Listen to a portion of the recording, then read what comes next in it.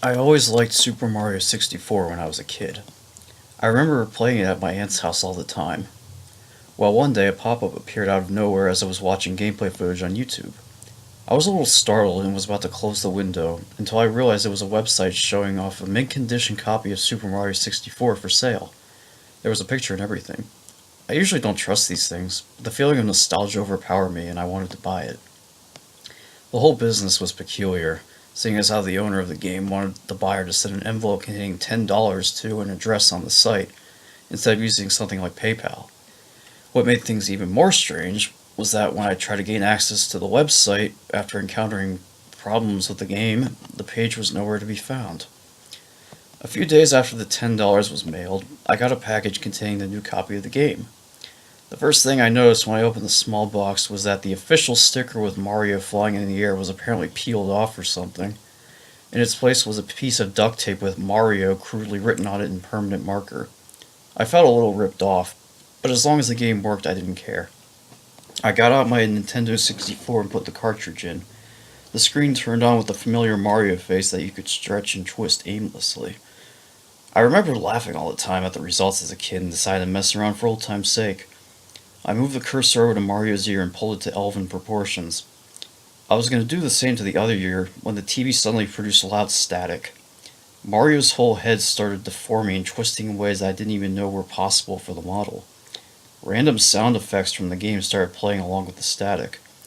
As all this was occurring, I could hear a faint voice whispering in Japanese. The voice was stammering and whimpering. I immediately shut off the game and tried again. I didn't bother with the Mario head this time, just selected a new file and started playing. When I selected the file, the game skipped the opening monologue by Peach in the courtyard outside. Mario was just placed right inside the castle. Creepier still, Bowser didn't say anything either. I tried to ignore it and played anyway. However, I also noticed that there was no music, just dead silence. There weren't even any toads around to talk to. The only door I could enter was the Bob-omb battlefield. The other doors wouldn't even respond to my button commands. The portrait to Bob-omb battlefield wasn't the usual picture. It was just a stark white canvas. I was still trying to convince myself that these were just minor glitches, and that they wouldn't affect the gameplay at all. Once I entered the portrait, the image suddenly went from a blank canvas to the lethal lava lamp painting. You know, that slightly unsettling image of the flame with the evil smile? Yeah, that's when I started getting really suspicious. The mission select menu came up, and yet another weird detail was present. Instead of Big Bomb on the summit, the mission was called Turn Back. I have no idea what drove me to press A, but I did. The levels seemed normal. Everything was how I remembered it. I thought I could finally enjoy my favorite childhood game. But then I saw him. Luigi. I was absolutely shocked. He was never in this game. His model wasn't even a Mario palette swap. He looked like a completely original model. Luigi just stood there until I tried to approach him. He started running at unexpected speeds. I followed suit and went through the level. Strange thing happened as I pursued him. Each time I picked up a coin, the enemies and music would get slower, and the scenery would look darker in color and more morbid. It kept gradually getting worse until I collected a fifth coin. Then, the music just stopped. The enemies laid down on the ground like they were dead. I was seriously freaked out, but I kept chasing Luigi. I went up the hill. No cannonballs rolled down trying to knock me over. I really wasn't surprised at this point. Luigi was always just out of my sight as I ran. Once I reached the summit, I saw yet another object out of place. A small cottage was all that was seen at the top of the hill. Luigi was nowhere to be found. The cottage was certainly odd looking for a Mario game. It was old, plain, and broken down.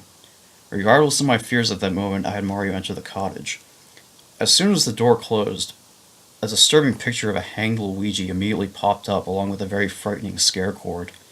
It sounded like a violin screech accompanied by loud piano banging. Mario fell to his knees and sobbed for roughly 5 minutes, and then the screen irised out. I returned to the castle. Mario just slumped out of the painting. The image switched from the lethal lava lamp portrait to the image of Luigi hanging himself. The room was different this time. It was now a small hallway. Toads with blank expressions in white robes lined the sides of the hallway. There was another painting at the opposite end that just completely and utterly scared me. It was a picture of my family. It wasn't even a photo from the time Super Mario 64 was released. It was a very, very recent photo. I remember posing for it last weekend. I reached for the on-off switch on the N64. There was no way I was going to play this anymore. However, when I flipped the switch, the game was still on. I flipped it back and forth, but to no avail. I tried unplugging the whole system, but it never left the screen. I was even still able to control Mario. I couldn't just leave it on forever, so I kept playing. I went to the photo of my family and jumped in. Only one mission was available, of course. This one was called Run, Don't Walk. I selected the mission. Let's-a go. The level started in a flooded hallway with platforms floating on the water. Mario landed on one of these and the camera turned to show what was behind. A silent black void was slowly approaching Mario. It didn't look like anything. It didn't even look like finished graphics, just a giant blocky black blob. I started jumping from platform to platform. With no goal in sight, I kept running, the darkness slowly but surely gaining speed. This kept going on for what felt like hours. I was really doubting there would ever be an end. Mario was just going in circles. Finally, the black blob void thing caught up with Mario and enveloped him in darkness. He didn't scream or resist it at all. It just consumed him. Mario fell out of the painting and back into the castle. I lost one of my 3 lives. The room was different now. Some of the toads were gone and the painting looked different. My family and I were in the same positions, but our bodies were partially decomposed. It looked too real to be photoshopped. It looked more like someone just took our dead bodies and posed them. Regardless, I jumped into the painting again. Mario was in a small room. There was still only one mission available. It was called I'm Right Here, spelled just like that. I selected the mission and prepared for the worst. Mario landed in a small dark room. There was no visible way out. The room was empty except for a piano in the corner. I knew what that meant. I was stuck in there with a mad piano. I approached it and started chasing me as always. There was no way to damage it, so I had no choice but to let Mario take damage. When he lost all his health, the usual death animation didn't happen. Mario just got mauled by the piano. He fell as his blood and guts spilled on the floor, and the camera panned to a top-down view of his corpse. A distorted version of the merry-go-round music from Big Boot's Haunt played as the screen slowly transitioned from the in-game shot to a photorealistic sketch of Mario's dead body, in the same view as the shot. It was very unsettling. I was crying softly as I gazed upon the image. I lost another life. The photo of my family was shown again. We were even more rotten than before. The view zoomed into the painting like I was warping again. I was greeted with a shot of Peach's castle from the outside. The castle was crumbling and ruined. The fields were on fire. The sky was pitch black. Bowser's laugh played in a loop in the background as children mockingly chanted, "You couldn't save her." This went on for a long time, until a close-up of Peach's face accompanied by an extremely loud screech interrupted the loop without notice. Peach's mouth was wide open as if she was screaming, and her eyes were empty black holes. Suddenly I was back in the hallway as Mario once again ejected out of the painting. Now all the toads were gone, and me and my family looked positively repulsive. Magnets were wriggling around in holes in our flesh. Guts were spilling out of our bodies. My dad's eyeball was hanging loose from its socket. It was too much to bear, but something still urged me to trudge on. I jumped into the painting with only one life remaining. This time there was no name for the mission, just a blank space where the title would be. I selected the mission and Mario landed on a very small island in the middle of the ocean. There was a solitary sign. It only read, "Dive." I did just as it said and entered the water. The ocean was dark and empty. There were no fish. I wasn't even able to see anything in the water besides Mario. I swam downwards. I kept going for quite some time, yet Mario never ran out of breath.